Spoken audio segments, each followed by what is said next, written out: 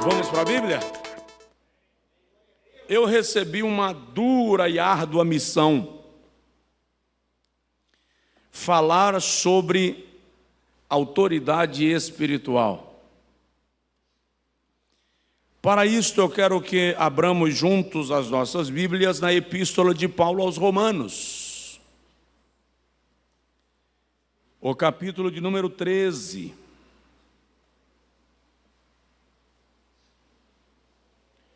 Epístola de Paulo aos Romanos, capítulo 13. É uma escola bíblica. Desculpa, o irmão está com caneta e papel? Pega. Nós vamos usar.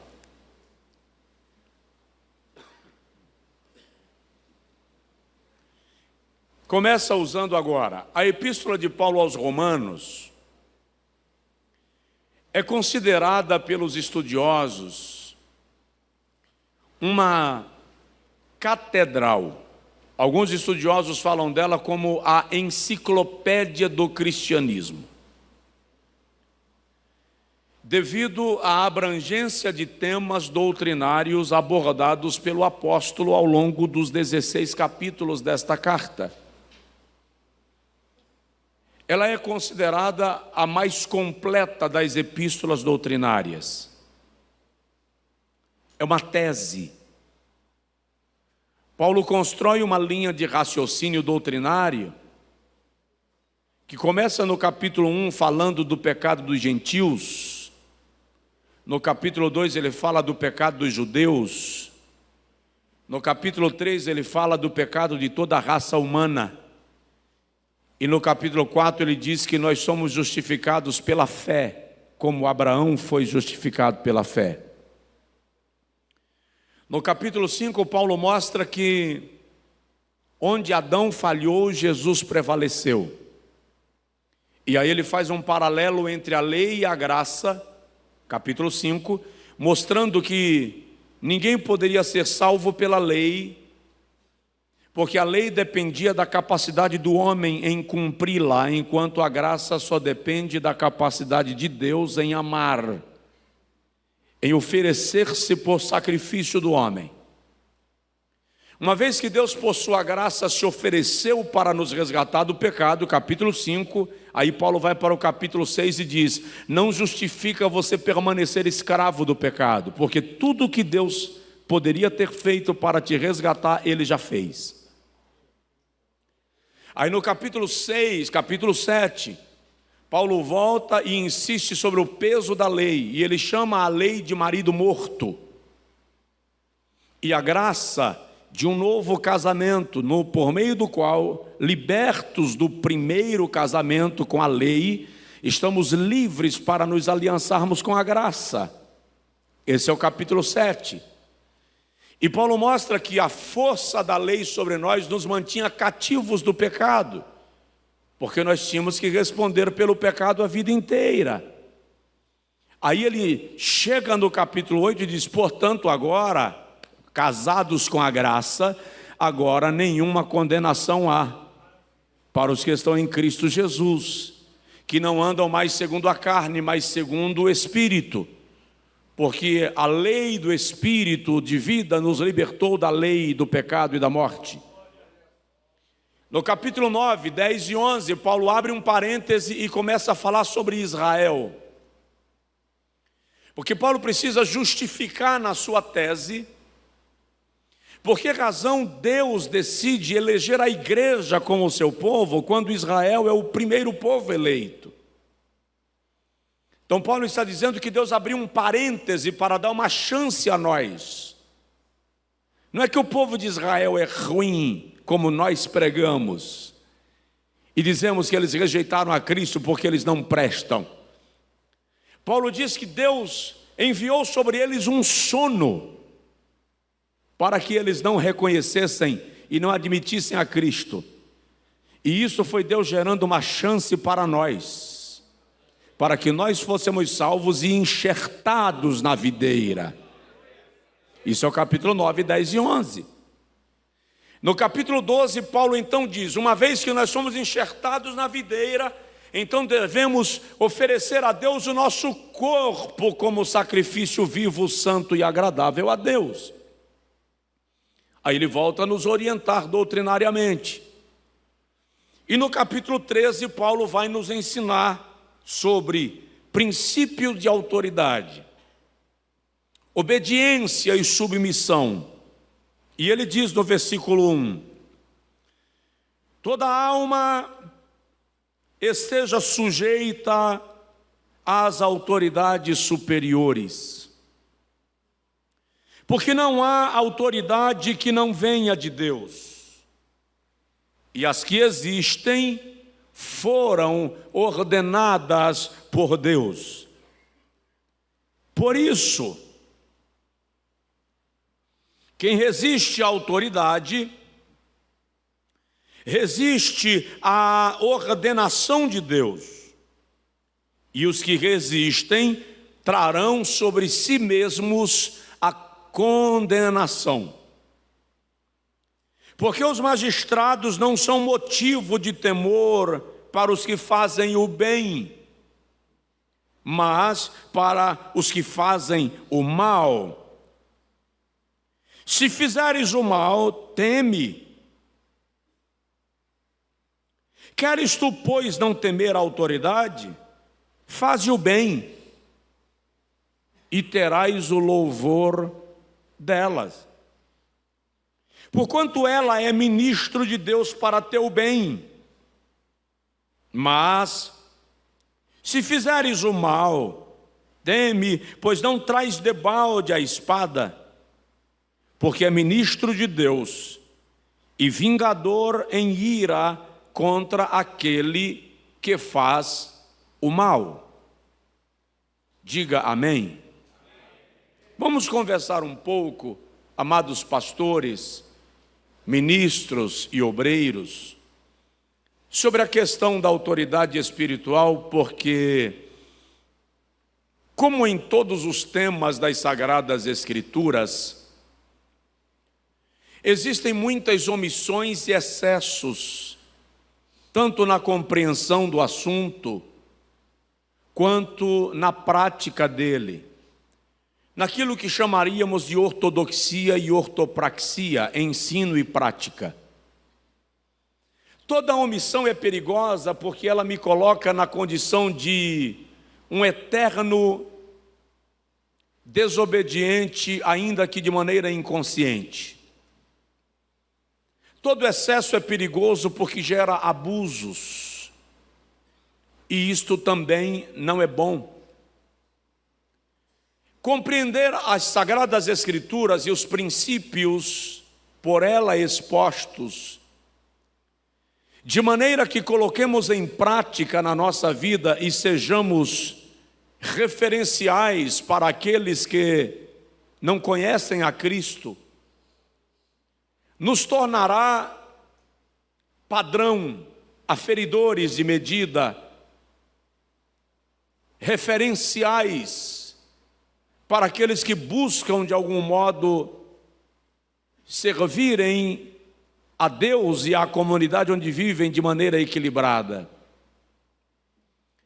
Primeira coisa que nós precisamos entender, e eu digo sempre isto, é que a Bíblia não é um livro romântico.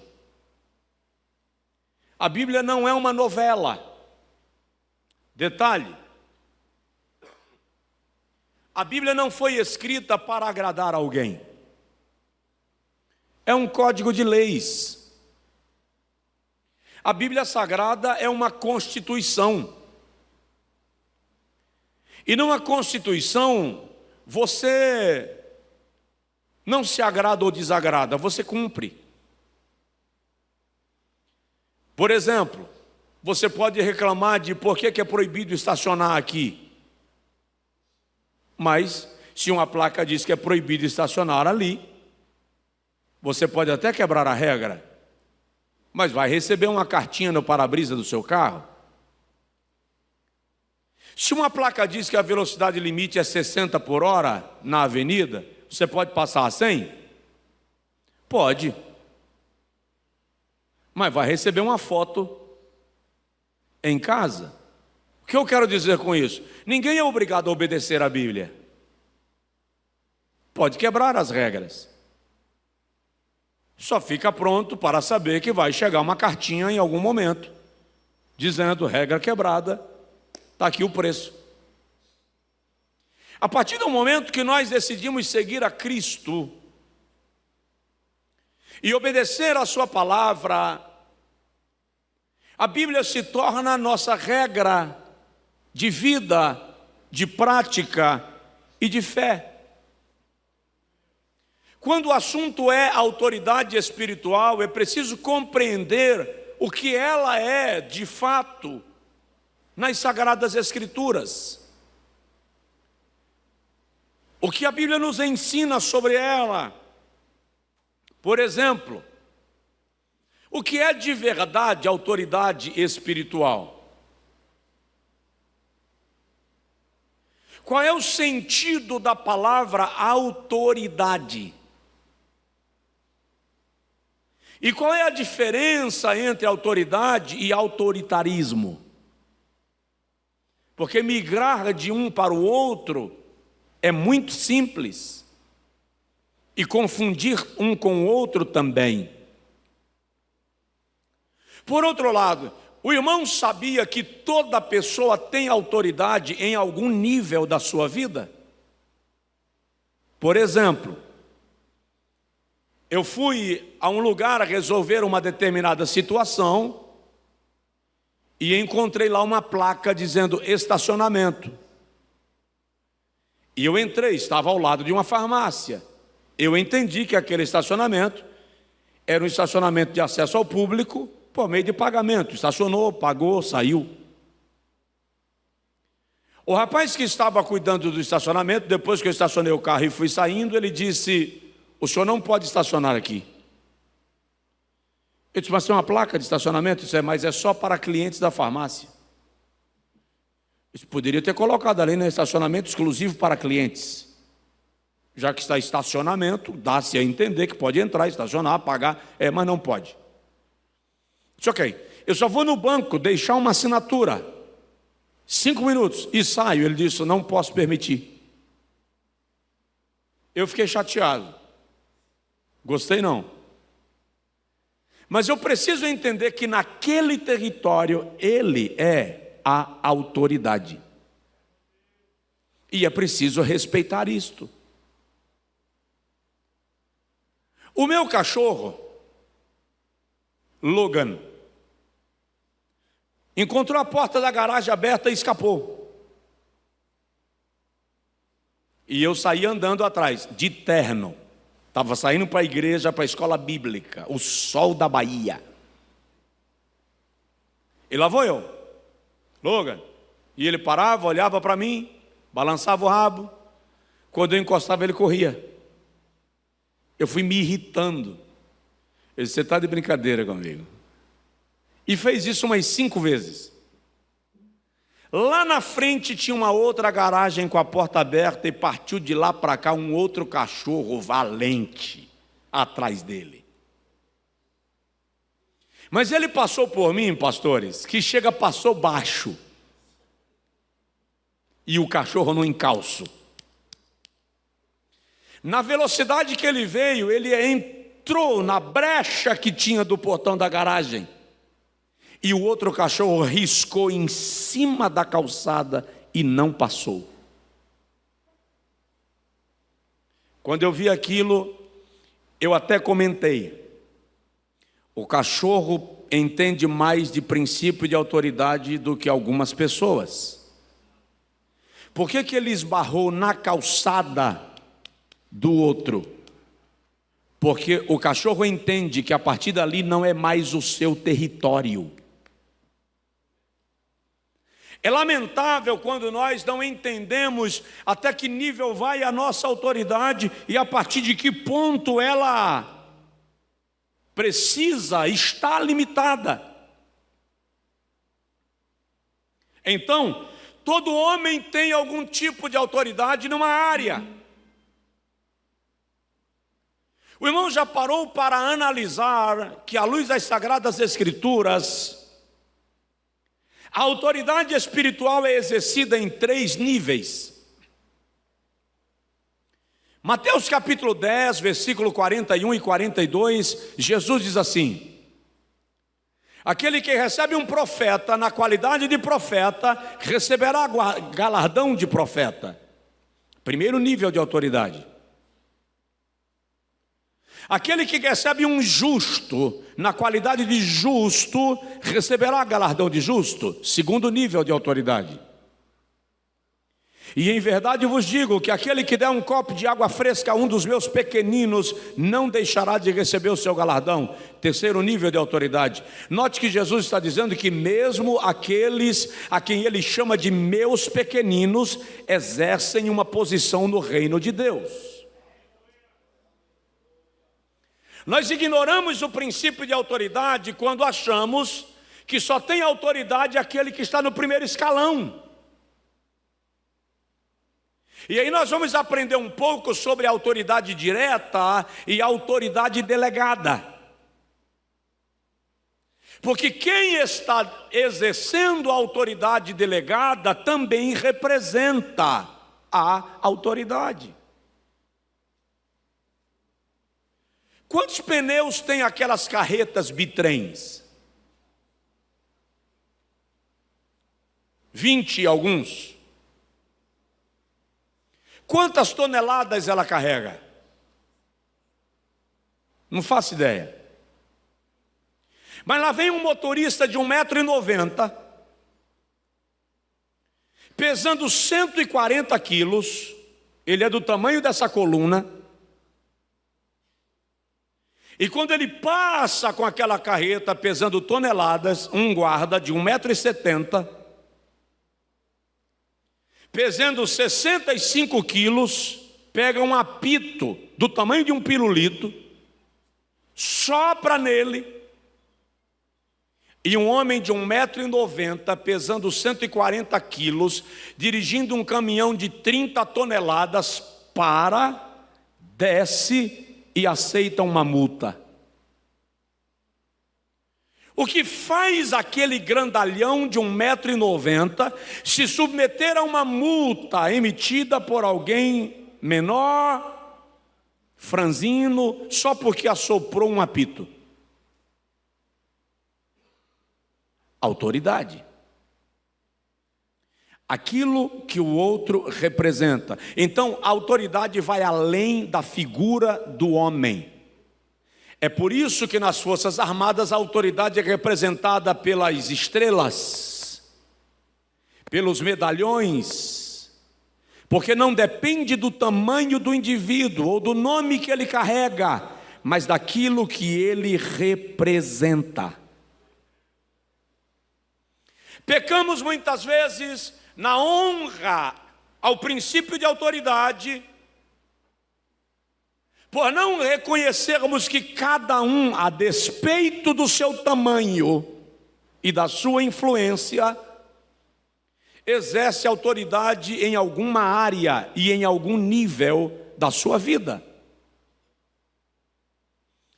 Paulo diz aos Coríntios na primeira carta, capítulo 15, versículo 40 a seguir: uma é a glória do sol, e outra é a glória da lua, e outra é a glória das estrelas. Cada estrela tem a sua glória, e cada estrela difere em glória de outra estrela. Vamos aplicar aqui no ambiente convencional?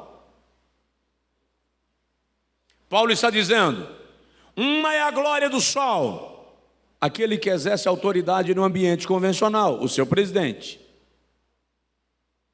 Outra é a glória da lua, aqueles que exercem essa autoridade com ele, os diretores.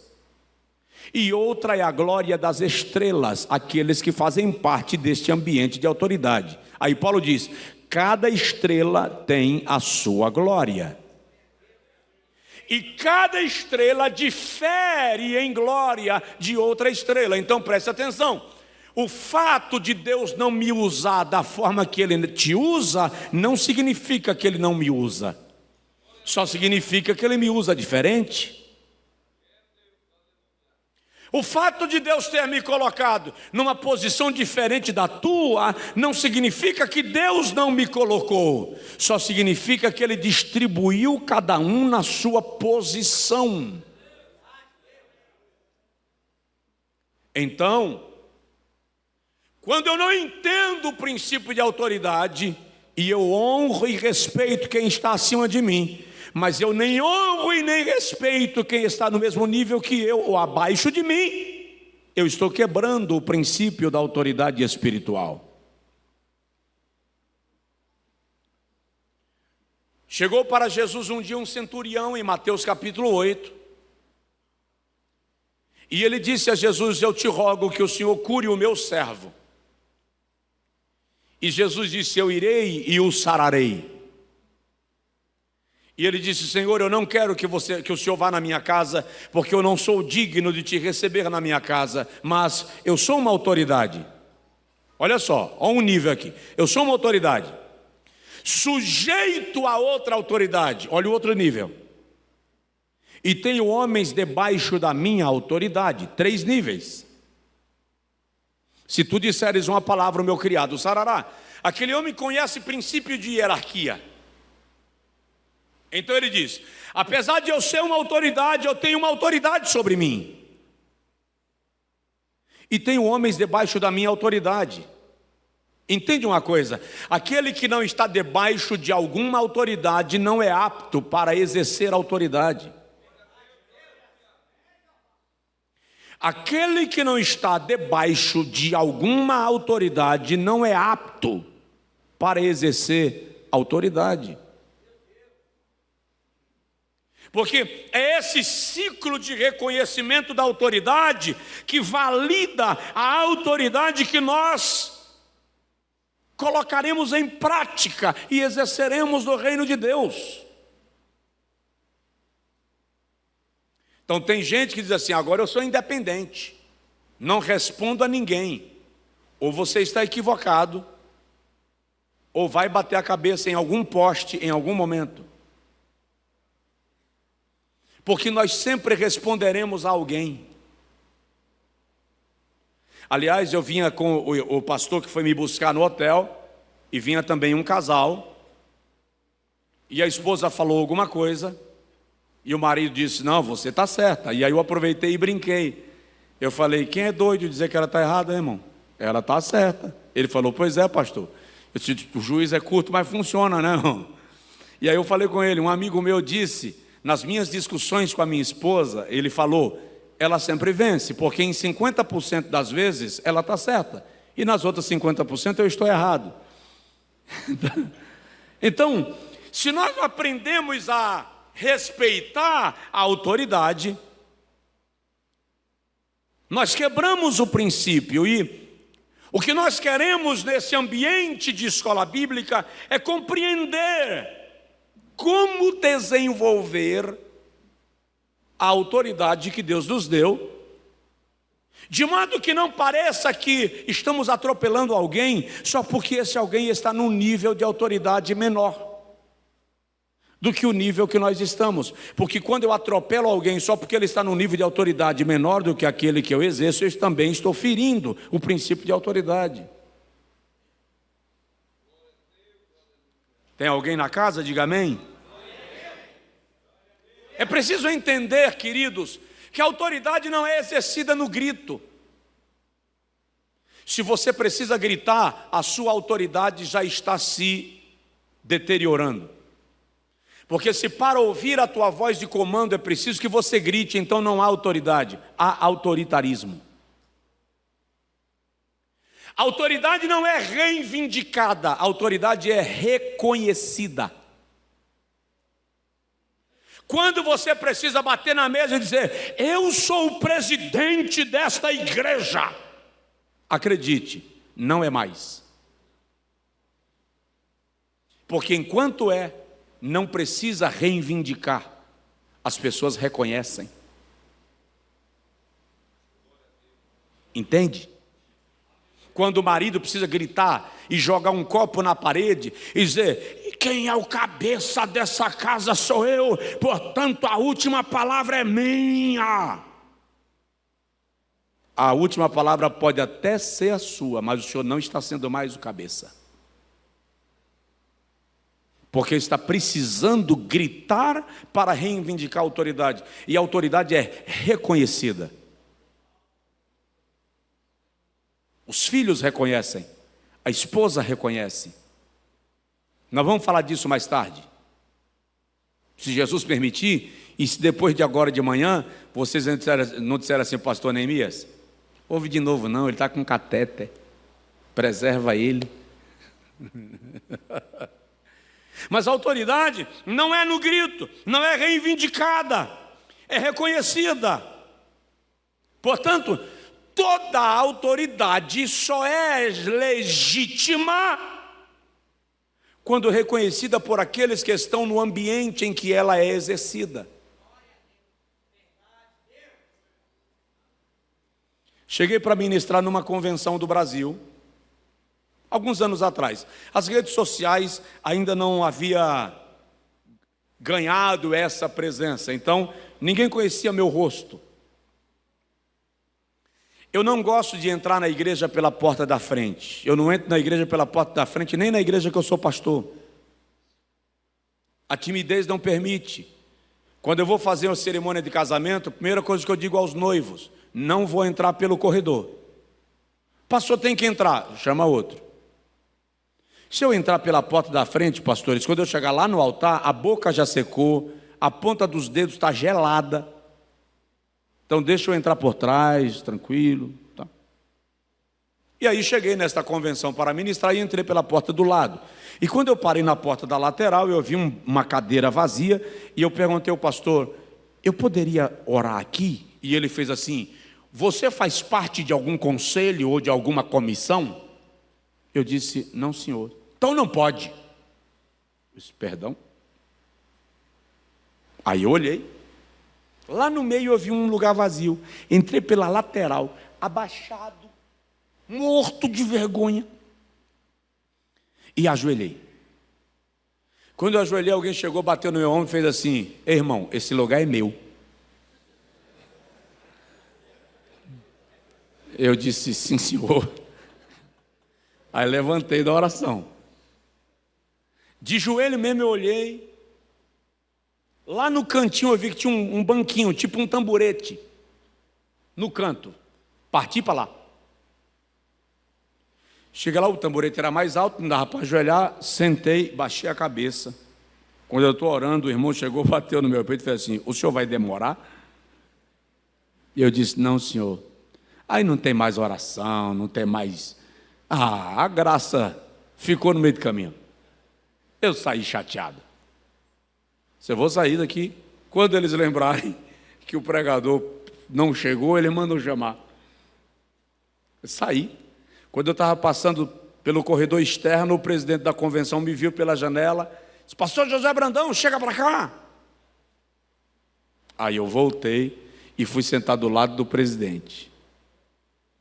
Aí depois da ministração, que foi extraordinário, eles mesmos testemunharam que a convenção ia dividir naquele dia, e por incrível que pareça, eu ministrei no Salmo 133, e foi um derramar tão extraordinário da graça que a sessão da tarde não houve, porque o culto de manhã só terminou 3 da tarde, com pedidos de perdão, com reconciliação, com comunhão.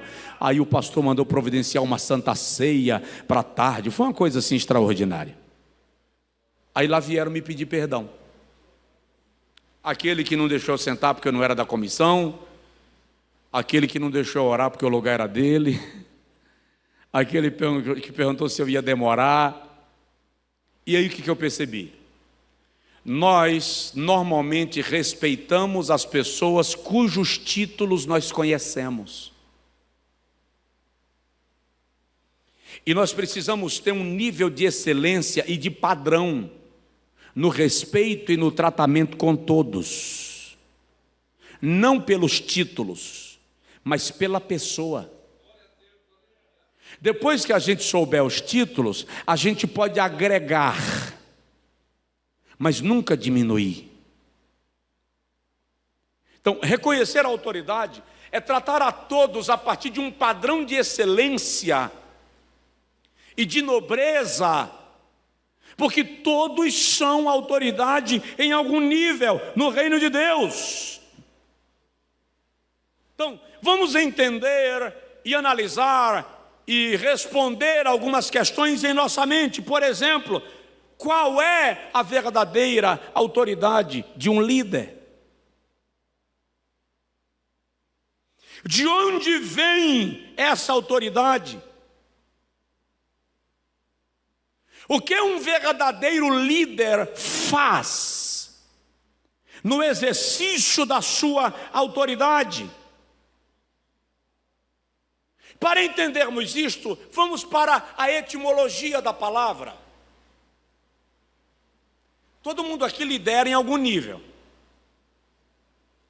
Na etimologia da palavra, a palavra autoridade vem do latim autoritas, que convergido para o grego augere, o sentido literal do termo é fazer crescer. Diga comigo, fazer crescer.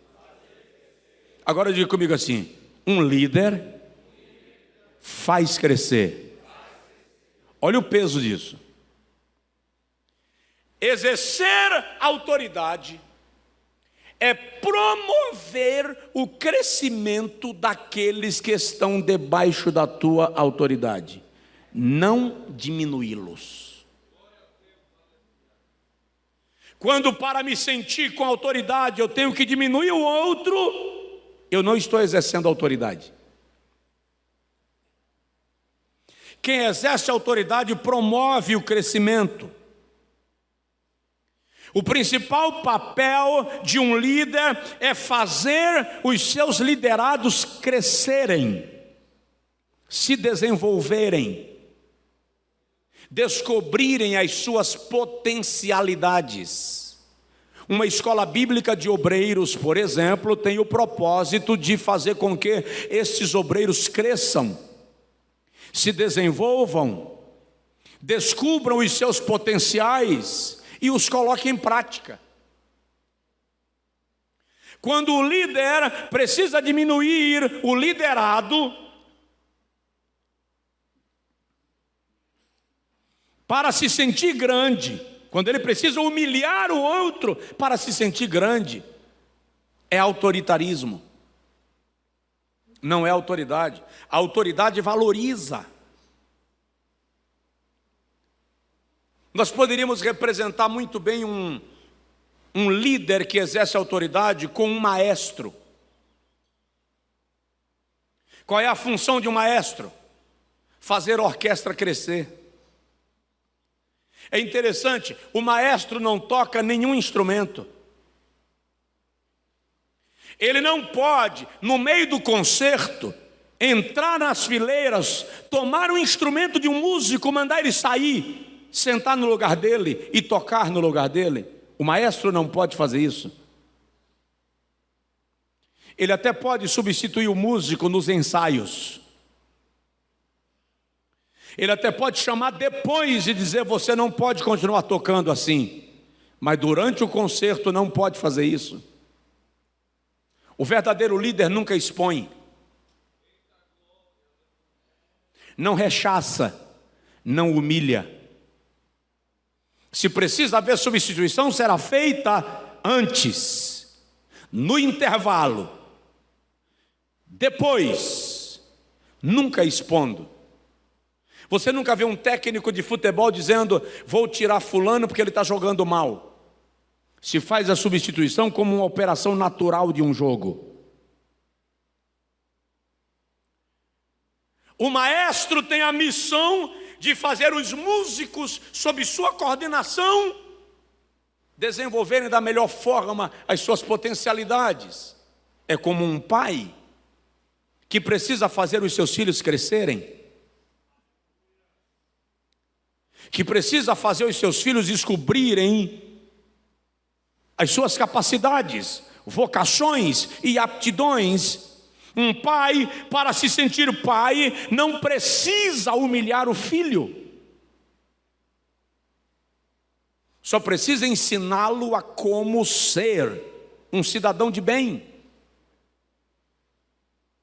No momento que o supervisor no trabalho, que o patrão na empresa, que o líder do departamento na igreja, que o pastor da congregação precisa humilhar alguém para dizer: quem manda sou eu, deixou de exercer autoridade e está exercendo um autoritarismo fragmentado, doentio e prejudicial. No momento que eu me incomodo porque o meu liderado desenvolve uma habilidade maior do que a minha, eu deixei de exercer autoridade. O verdadeiro líder não se incomoda porque um liderado prega melhor do que ele. Não se incomoda porque um liderado se destacou no ministério específico. Eu recebi lá na igreja um rapaz revoltado com o seu pastor, e ele disse: eu não vou ficar congregando com ele. E aí ele passou as queixas dele. Ele queria que eu fosse lá na cidade abrir uma igreja para ele pastorear. Mas eu quero ser independente. Enquanto ele falava, eu fiquei em pé com ele sentado na minha frente. Aqui em Minas, os irmãos sabem o que é cascudo? Eu fiquei em pé e dei um cascudo na cabeça dele. Eu não dei com toda a força, mas não dei devagar. Ele levantou revoltado: que é isso, pastor? Que é isso, pastorzão? Ele veio aqui pedir um conselho, o senhor me bate? Eu disse: senta. Sentou, chateado, passando a mão no cabelo. Aí eu botei a mão na cabeça dele, a mão esquerda, e dei outro. Não entendi, pastorzão. Eu disse: você vai entender. Qual doeu mais? O primeiro ou o segundo? Claro que foi o primeiro.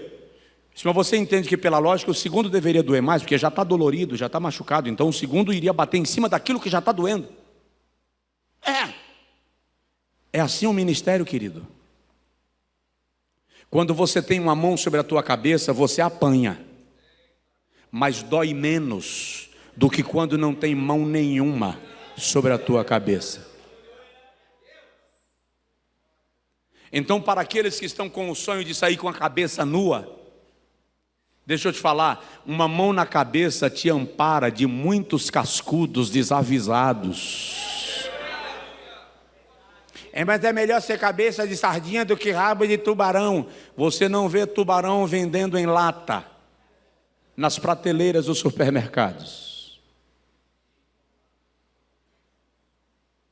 Alguém me entendeu? Diga amém. Dá para ir mais um pouquinho? Vamos lá. De modo que o principal papel de um líder é fazer crescer. Então, no seu ministério, pastor, na congregação onde o senhor pastoreia, no departamento que o senhor dirige, sua missão é fazer com que os seus liderados cresçam. E se eles crescerem mais do que eu, não confunda crescimento com autoridade. Eu sou maior do que meu pai, mas ele tem autoridade sobre mim. Entenda isso. Meu pai tem 1,70 m, eu tenho 1,86 m. Mas quando ele diz assim: Josué, a autoridade dele está valendo. Então não se incomode com quem cresce. O que Jesus fez com Saulo? Saulo era o maior líder do tempo da igreja primitiva, o maior líder e o maior inimigo. O que nós faríamos com um Saulo? Põe na geladeira. mata o ministério dele, não dá oportunidade para essa miséria. O que é que Jesus fez? Contratou, trouxe para o lado de cá. Seja tudo isso a meu serviço. E Paulo se torna o maior difundidor do cristianismo no primeiro século. Imagine aí o Novo Testamento sem as cartas de Paulo. Imagine você defender teses das doutrinas bíblicas sem o pensamento de Paulo. Jesus não o matou, trouxe para o lado de cá. Então preste atenção nisto. Não mate quem cresce. Pastoreie, mentoreie, lidere, ensine. Vamos lá. Há dois aspectos que nós precisamos aprender sobre a salvação. O primeiro é obediência, é confiar no sacrifício de Jesus Cristo. Não há salvação sem fé. E o segundo é reconhecer a autoridade que Cristo exerce sobre a sua igreja e as linhas sob as quais essa autoridade é construída. Não há discipulado cristão sem submissão à autoridade. Não existe servir a Cristo sem obedecer a ninguém. Por isso que o conceito latino-americano de autoridade é de direito de mandar, jurisdição, autorização, domínio. A palavra grega exousia indica exercer comando. Agora eu vou fazer uma pergunta chata. Vamos começar pela nossa casa. Em sua casa, o senhor manda ou comanda?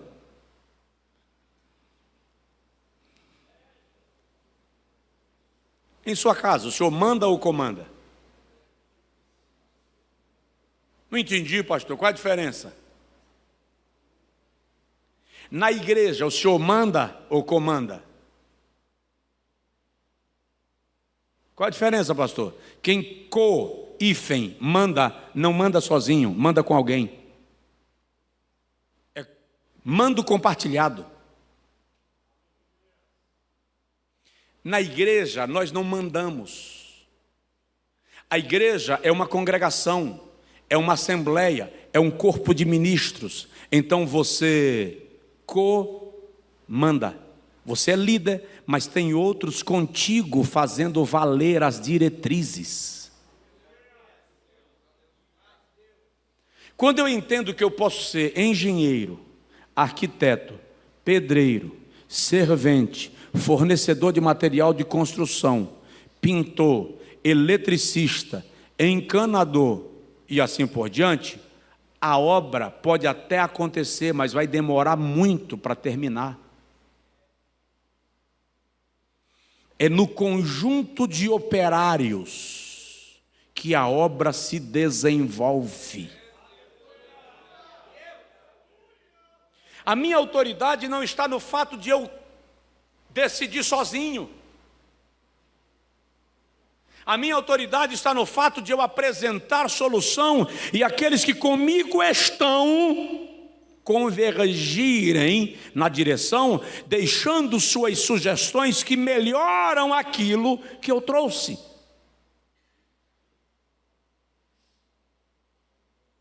Isto é exercer autoridade.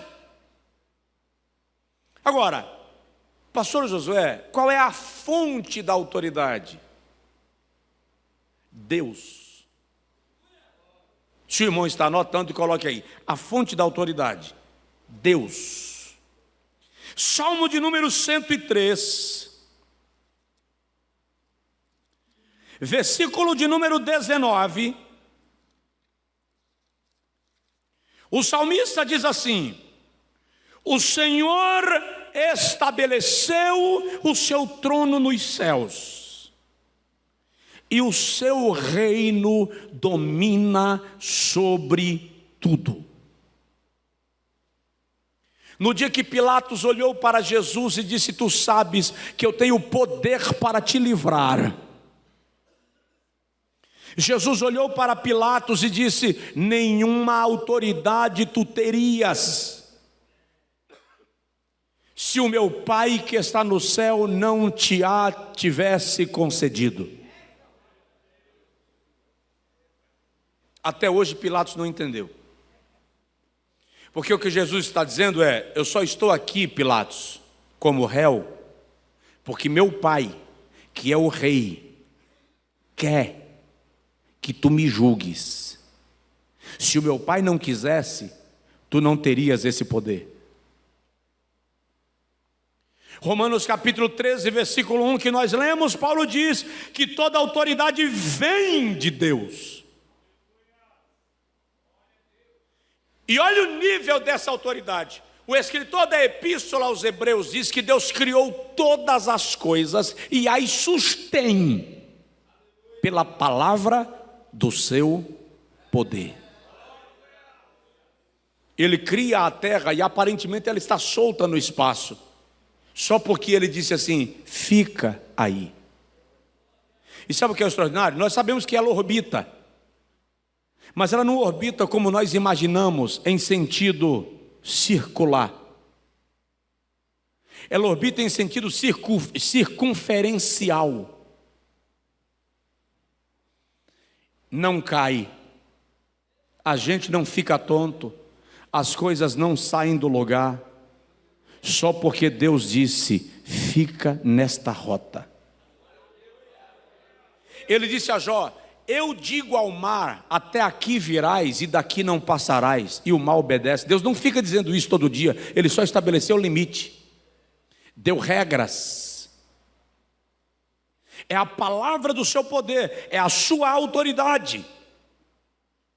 Só Deus é a fonte de toda autoridade. Ele é a fonte que domina e que controla o universo. Segura lá. Nem mesmo Satanás exerce qualquer tipo de autoridade sem que Deus lhe a tenha permitido e concedido. Quando ele conversa com Deus sobre Jó, o Senhor diz assim: toca no que ele tem, mas contra ele não estendas a tua mão. Quando ele volta a segunda vez, o Senhor diz assim: toca na sua pele e na sua carne, mas não toque na sua vida. Sabe o que isso significa?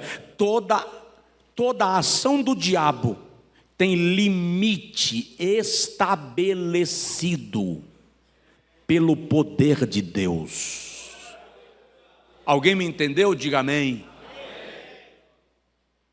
Então, Deus é a fonte da autoridade. E eu vou caminhando para concluir. Existem dois tipos de autoridade. Vamos lá. Uma é aquela que os estudiosos chamam de autoridade direta. Ela é representada pelo próprio Deus. Ele é a própria autoridade. Depois disso, qualquer nível de autoridade é autoridade delegada. Nós representamos a autoridade delegada. Então presta atenção numa coisa, pastor. Eu estou exercendo autoridade agora, usando o microfone e pregando. Isso aqui é exercício de autoridade, porque alguém me delegou. Há uma diretoria de uma convenção, há um presidente que me delegou a autoridade para que eu ministre e exerça essa autoridade. Mas como um maestro, vamos lá, como um maestro, essa autoridade que me foi delegada é limitada. O maestro tem autoridade limitada. Ele não pode chegar no meio do concerto, invadir a orquestra e mandar um músico levantar. Apesar dele ser autoridade, essa autoridade dele é delegada. A minha autoridade aqui agora é delegada e é limitada. Já vi pregadores dizendo: quando eu pego o microfone, a autoridade está comigo. Equivocado. Perguntei ao pastor Neemias: até que horas eu posso ir, pastor? Até tal hora. Isso é uma autoridade delegada limitada. Qual é o problema disso? Nenhum. Se você não consegue entender o princípio de autoridade delegada com limites, você não é apto para exercer a autoridade que te foi delegada. Pastor me disse que o culto tem que terminar às 9, mas quem manda aqui é o Espírito de Deus. Já são 9h45, mas Deus ainda está mandando falar. Tá não? Tá não? Não entendeu o princípio da autoridade delegada. Ei, quem te delegou a autoridade tem mais autoridade do que você. Entende? Então não importa se eu sou o pastor fulano de tal, do campo tal, e eu vim pregar na congregação lá do campo menor, e aquele pastor, ele é um pastor que tem menos autoridade do que eu. No momento que ele me entregou o microfone, ali naquele ambiente, ele é a autoridade. Quando ele me entregou o microfone, ele me delegou a autoridade que ele tem, mas estabeleceu um limite. Então eu não posso chegar aqui agora pela manhã, por exemplo, e dizer para o obreiro que ele tem que tirar a gravata, ou usar a gravata, ou mudar a cor da gravata, ou sentar em tal cadeira, porque apesar de eu ter recebido autoridade para fazer o que eu estou fazendo, essa autoridade tem limite. Eu não posso chegar na igreja onde outro pastoreia e exercer a minha autoridade de pastor, atropelando a autoridade que exerce o comando naquele ambiente. Isso é quebra de princípio da autoridade. Dá para entender? Diga amém. Ainda tenho alguns minutinhos ali na autoridade delegada com limite. Vamos lá. É compreendendo isso que nós honramos a Deus. Só que é preciso lembrar que aquele que não se submete à autoridade de Deus não consegue se submeter à autoridade que Deus delegou a outrem. De modo que, quando eu quebro a autoridade delegada a mim, eu estou quebrando o princípio, eu estou revelando a minha insubmissão à autoridade de Deus.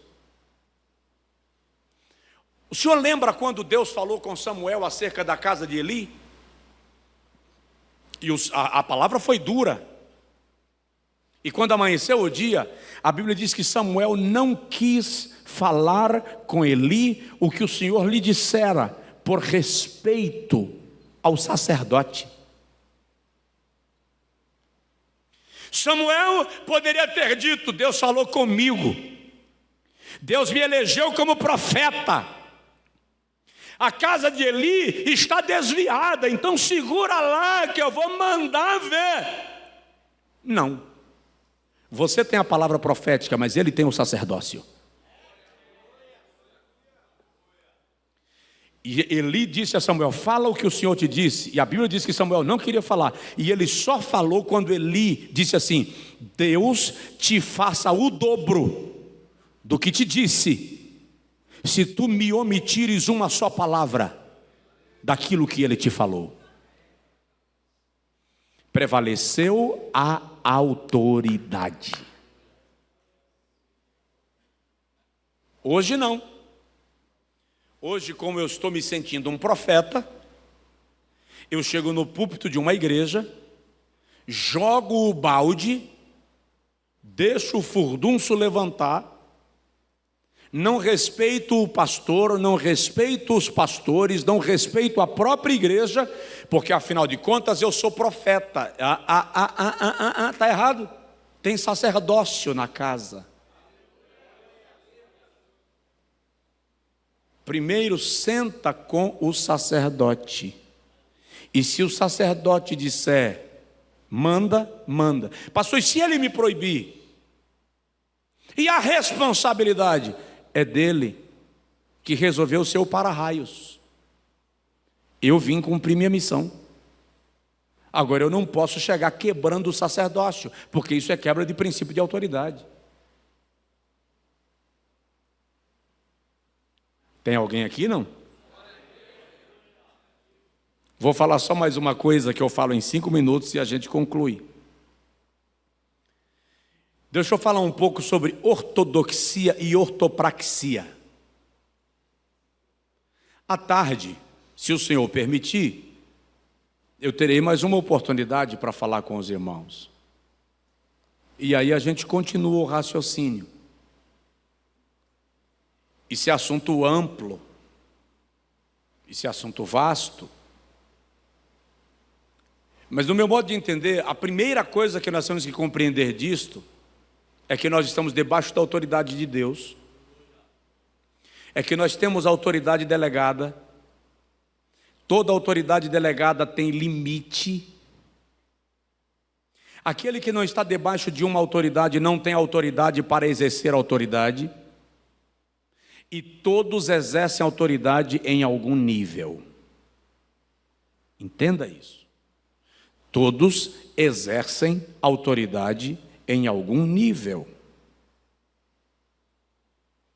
Por exemplo, quando o seu filho quer falar, e o senhor interrompe porque não está com paciência para ouvir, o senhor está quebrando o ambiente de autoridade que ele exerce. E o pior, está causando nele uma frustração que o tornará covarde para emitir as suas opiniões em outros ambientes, porque ele passa a acreditar que ele sempre será interrompido. A palavra dele não importa e não tem valor. Então, minha filha tem 5 anos, e ela, às vezes, não articula a frase completa com facilidade, e eu paro e ouço, e a minha esposa diz assim: mas que paciência, tu não já entendeu o que ela quer falar? Já, mas eu preciso deixar ela concluir o raciocínio, porque se eu cortá-la, eu estou dizendo a ela que ela lá no futuro não deve emitir a sua opinião, porque alguém vai separá-la. Então, exercer autoridade é desenvolver a habilidade de ouvir. Uma irmã chegou na igreja querendo um aconselhamento pastoral, e eu normalmente estabeleço o tempo do aconselhamento pastoral. Se o psicólogo estabelece o tempo da sessão, se o psiquiatra estabelece o tempo da sessão, que é para o paciente não ir embora e ele ficar doente, como pastor eu também preciso. Te atendo 2 vezes, 3 vezes, 5 vezes, 10 vezes, mas vamos estabelecer limite. Mas nesse dia eu deixei a irmã falar. E ela falou quase 3 horas. Porque ela começou falando do nascimento da mãe dela, para explicar os problemas da família da mãe dela, depois a família do problema do pai dela, para depois falar do nascimento dela, e chegar no momento que ela estava vivendo. Quando ela terminou de falar, eu disse: minha irmã, eu vou orar pela senhora, que Deus abençoe. E orei por ela. Ela disse: o senhor não vai falar nada? Eu disse: a senhora não está precisando de uma boca, a senhora só estava precisando de ouvidos. Às vezes a única coisa que as pessoas querem é um ouvido. Isso também é autoridade. Agora, o que é ortodoxia e ortopraxia? Ortodoxia se refere a princípios doutrinários, àquilo que ensinamos. Ortopraxia é aquilo que praticamos. Então preste atenção. Eu posso de repente servir a Deus baseado naquilo que eu aprendi e desobedecer às autoridades que Ele estabelece sobre a minha vida?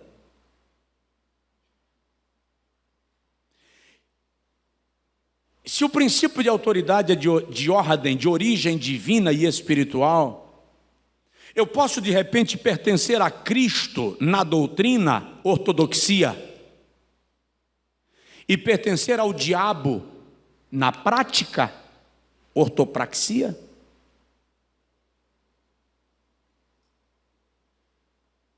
Eu posso pregar princípio de autoridade e desobedecer à autoridade? O O que a igreja precisa entender? Primeiro, a autoridade vai além do homem. A autoridade não é o homem, é o que ele representa. O homem é temporário, a autoridade não. Eu não posso ser de Cristo no ensino das Sagradas Escrituras e ser do diabo na prática que eu desenvolvo na minha vida diária. É interessante, Satanás não tem medo do simples fato de eu pregar o nome de Cristo. Senhor, nós pregamos em teu nome. Mas Satanás teme quando eu decido me submeter à autoridade de Cristo. Eu te expulso no nome do Cristo que Paulo prega. Atos 19. O demônio disse: eu sei quem é Cristo. Eu conheço a Cristo. E sei quem é Paulo. E vocês, quem são? Então ele veio em nome de Cristo. Mas na prática, ele não tinha autoridade para repreender o maligno, porque não estava debaixo da autoridade de Cristo. É aí onde se aplica aquele texto: Senhor, nós repreendemos demônios em teu nome. Em teu nome fizemos. E Jesus diz: mas eu não te conheço. Por que eu não te conheço? Nas escolas rabínicas, nas escolas dos grandes mestres da filosofia grega, havia 3 tipos de alunos, 3 tipos de aprendizes, e eu encerro. Decida que tipo de aluno o senhor está sendo. Primeiro tipo de aluno era aquele que não se inscrevia, ele não se matriculava na escola ou na academia. Por quê? Porque ele não queria o compromisso de ter que vir todo dia, cumprir horário, fazer tarefas de casa, obedecer às ordens do professor. Então ele assistia a aula do lado de fora do auditório. Na hora que ele queria, ele ia embora. Segundo tipo de aluno era aquele que se matriculava e vinha para dentro da sala, participava da aula a tempo integral e cumpria todas as atividades de casa que o professor determinava. E o terceiro tipo, ele vinha morar na escola, morar na academia. É o que se chama de discípulo. Ele não aprendia do professor, ele aprendia ao professor. Ele repetia os gestos do professor.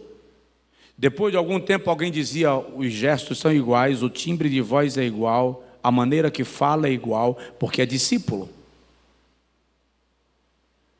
Então a pergunta é: que tipo de alunos somos? Aqueles que, para não ter que responder atividade em casa, para não ter que cumprir horário, para não ter que obedecer ao professor, fica assistindo a aula de fora? Ouve, mas não assimila, entra no ouvido e sai no outro, não devo nada, estou aqui por estar. Estou aqui porque tem uma lista de presença, eu tenho que assinar, que é para eu não perder minha consagração. Esse é um tipo. O outro, não, sou aluno. Estou aqui estudando, vou aprender, não perco uma escola bíblica, coloco em prática quando chego em casa, exerço. Mas tem um terceiro. Não, eu não vou embora. Eu vou morar. Uma coisa pedi ao Senhor e a buscarei: que eu possa morar na casa do Senhor todos os dias da minha vida, para contemplar a formosura do Senhor e aprender no seu templo. Quanto mais próximo do Mestre, mais autoridade você adquire para representá-lo. Senhor, muito obrigado por esta manhã, pelo privilégio que temos da tua presença, de entendermos conceitos e princípios bíblicos e espirituais. Aquilo que ouvimos agora, Senhor, que sirva de parâmetro, de luz, para o exercício do nosso ministério e da nossa jornada no Teu reino. Que a Tua graça nos cubra, que a Tua unção seja derramada sobre nós e que a autoridade seja exercida com sabedoria, equilíbrio, para que o Teu nome seja glorificado, no nome de Jesus. Amém. Renova-me, Senhor Jesus, já não quero ser igual. Renova-me, Senhor Jesus, põe em mim teu coração, porque muito que há dentro de mim necessita ser mudado, Senhor, porque tudo que há dentro do meu coração necessita mais de Ti. Senhor presidente.